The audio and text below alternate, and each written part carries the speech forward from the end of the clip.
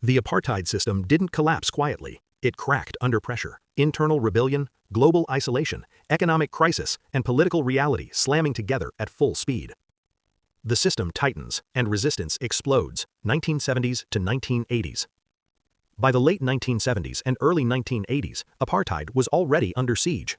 The white minority government controlled everything: land, voting, movement, education. Black South Africans were forced into segregated townships and Bantustans. But the country was boiling.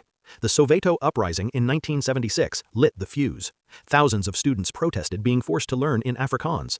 Police opened fire. Images of dead and wounded children spread across the world. Resistance exploded. The African National Congress, ANC, intensified underground resistance.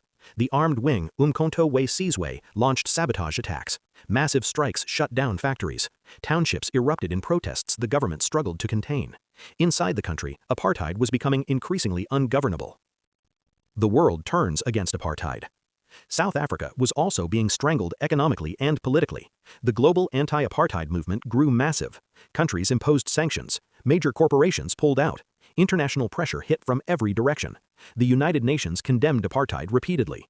Cultural boycotts banned South African sports teams and musicians. Universities worldwide demanded divestment. South Africa became a global pariah. Even inside the white business community, panic grew. The economy was shrinking, investment was fleeing, and instability was rising. The system that once looked permanent was now bleeding from every side. The prisoner who became the key. For 27 years, the apartheid government kept one man locked away: Nelson Mandela. He had been imprisoned in 1962 for sabotage and resistance against the apartheid state. But prison didn't silence him. He became the symbol of resistance worldwide. By the late 1980s, the government faced a brutal truth. They could not crush the uprising, and they could not govern the country without negotiating with the very man they had tried to bury. The turning point, 1990. In 1989, a new president took power, F.W. de Klerk. He looked at the situation and understood something many hardliners refused to accept: apartheid could not survive. On February 2, 1990, in Parliament, he made the announcement that shocked the world. The ANC was legalized. Political prisoners would be released. Negotiations would begin to dismantle apartheid. 9 days later, after 27 years in prison, Mandela walked free. The crowd outside erupted. The apartheid system had begun its collapse. Negotiations on the edge of civil war, 1990 to 1993.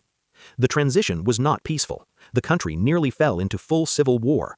Violence erupted between political factions, security forces, and extremist groups. Thousands died during the negotiations, but Mandela and de Klerk pushed forward.